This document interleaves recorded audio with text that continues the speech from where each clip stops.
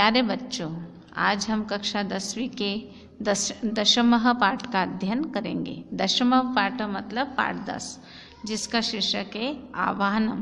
आवाहनम मतलब होता है बुलावा या ललकार। अब हम सबसे पहले पाठ का परिचय देखेंगे। पुरातन कालादेव भारतवर्षम ज्ञान विज्ञानम धन धान्य शौर्य पराक्रमादि रूपेण सर्वथा समृद्धम वर्तते।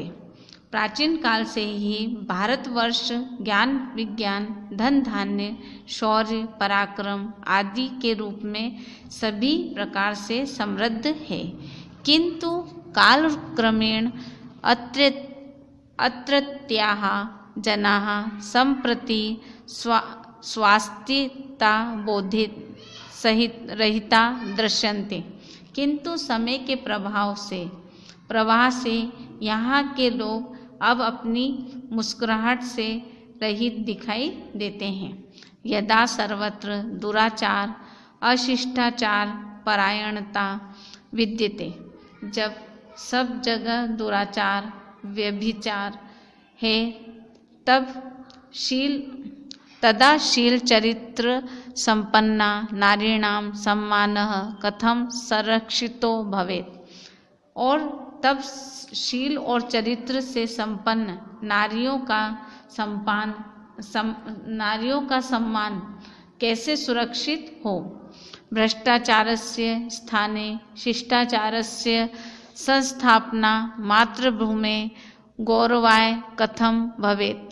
भ्रष्टाचार के स्थान पर शिष्टाचार के स्थापना मातृभूमि के सम्मान के लिए कैसे हो। इति कृत्वा महाकवि गीते अस्मिन् युवजनान् आर्हति। इसके लिए महाकवि इस गीत में युवा जनों को ललकार रहे हैं। आह्वानम इत्यतः गीतम आशु कविना प्रज्ञा चक्षुषा व्याकरण साहित्याचार्येण पंडित श्री दयाशंकर वाजपेयी महाभागे भारत चीन देशयोः मध्ये सज्जाते युद्धे रणभूमिं गत्वा सैनिकः सह प्रत्यक्ष चर्चां कृत्वा विरचितम्। आह्वानम इस गीत में आशु कवि प्रज्ञा चक्षु व्याकरण साहित्य के आचार्य पंडित श्री दयाशंकर वाजपेयी महोदय ने भारत और चीन देशों के बीच होने वाले युद्ध में मित्र के साथ रणभूमि में जाकर सैनिकों के साथ साक्षात बातें करके रचा है।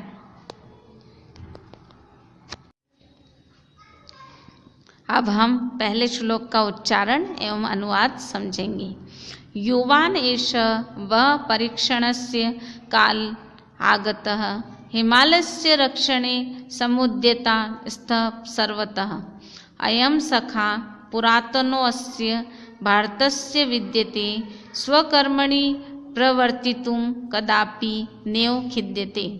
अर्थात हे युवकों, यह समय तुम्हारी परीक्षा का आ गया है। तुम सब चारों ओर से हिमालय की रक्षा के लिए तैयार हो। यह हिमालय इस भारत का पुराना घनिष्ठ मित्र है और यह अपने कार्य में प्रवृत्त होने के लिए कभी दुखी नहीं होता है। अर्थात अपने रक्षा रूपी कार्य को करने में कभी पीछे नहीं हटता है। अखर्ग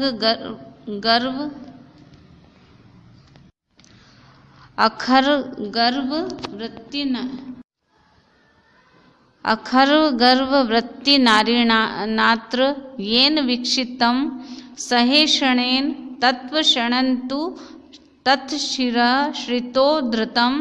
यथा क्षमावशा वयं तथैव रोषपूरिताः यथैव शील संस्कृतास्तथा प्रसिद्ध शूरताः। अर्थात यहाँ इस भारत देश पर जिस बड़े घमंडी आचरण वाले शत्रु के द्वारा कुदृष्टि से देखा गया तो उसी पल देखने के साथ ही उसका सिर भूमि पर रख दिया गया। हम जैसे क्षमाशील हैं वैसे ही हम क्रोध से भरे हुए भी हैं। इस प्रकार जैसे हम सभ्य स्वभाव वाले हैं वैसे ही प्रसिद्ध पराक्रम वाले भी हैं। अब हम तीसरे श्लोक का उच्चारण करेंगे। पुरातनम स्वपुरुषम स्मरन्तु वीरबंधव अशेषतां प्रयान्तु शत्रव्यो अद्य पाप सिंधव निज प्रवचनाफलम समानुव्रतवन्तु ते द्रुतम यथा विहाय कूटनीतिमाचरन्तु ते अद्भुतम। अर्थात हे वीर भाइयों, अपने प्राचीन कालीन पुरुषत्व को याद करो। अब पाप के समुद्र रूपी शत्रु समाप्ति की ओर जाएं। वे शीघ्र ही अपनी ठगी रूप कर्म के फल को प्राप्त करें, जिससे वे अनोखी कूटनीति को छोड़कर आचरण करें।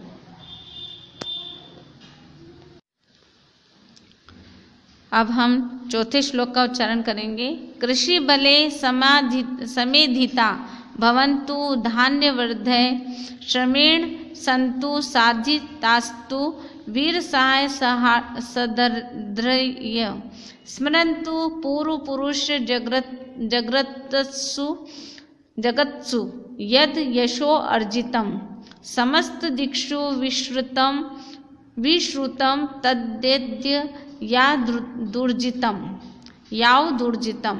अर्थात किसान धान की वृद्धि को प्राप्त हो, परिश्रम से प्राप्त पराक्रम उत्साह की वृद्धि हो, पूर्वजों के द्वारा संसार में समस्त दिशाओं में विख्यात जितना तेजस्वितापूर्ण यश अर्जित किया गया है उसे आज याद करो। अब हम पांचवें श्लोक का उच्चारण करेंगे। वयम तो सत्यनिष्ठया स्वदेश रक्षणो दिता प्रवचने कद शत्रुपक्षत शरणवृत्ताः नदीषु सन्तु यंत्रयान लोह मार्ग सेतवः अरादितिनि वृत्तिम स्फुरन्तु भारतीय केतवः। अर्थात हम तो सत्य और निष्ठा से अपने देश की रक्षा करने को तैयार हैं। एकमात्र छल कपट में निपुण शत्रुओं के पक्ष पंख को काटने का व्रत धारण करने वाले हैं।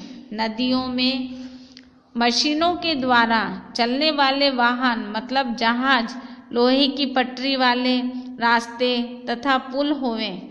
भारतीय झंडे शत्रु को सब ओर से पकड़कर मारने के भाव को उद्दीप्त मतलब उत्पन्न करें।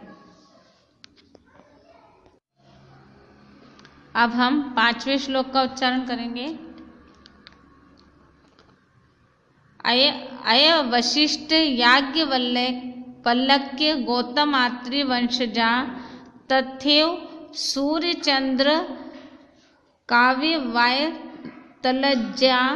भवत्सु जीवतेषु हन्ता किं नदन्ति दस्यव कदा प्रदर्श्यते दृशां फलं बलस्य वः। अर्थात अरे वशिष्ठ, याज्ञवल्क्य, गौतम, अत्रि के वंश में उत्पन्न उसी प्रकार सूर्य, चंद्र एवं अग्नि के कुल में सर्वश्रेष्ठ खेद है, आप सबके जीवित रहते हुए लुटेरे क्या अस्पष्ट बोल रहे हैं। तुम्हारे बल का परिणाम शत्रुओं के लिए कब प्रदर्शित होगा। प्यारे बच्चों, आज हमारा ये चैप्टर यहीं पर समाप्त होता है। अगले वीडियो में अगले चैप्टर के साथ मिलेंगे। तब तक के लिए नमस्कार।